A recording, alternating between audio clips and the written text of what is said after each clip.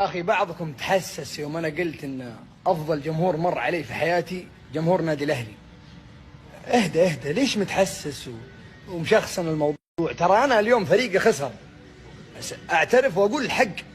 يوم اقول لك تفاعل يا حبيبي افهم، 60,000 متفرج كلهم بنفس الصوت، كلهم يعني ما في رابطه حد ماسك مايك ويغني ويرد وراه، لا الملعب كله بوه.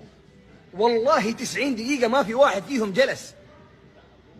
ملعب من غير يتنافض تعرف يا عادل كل فئات المدرج سواء كان في اي بي، منصة درجة أولى ثانية، كلهم مع بعض. كل شيء صدمني، والله شيء صدمني. والأغنية دي اللي ايه اللي حصل عندكم؟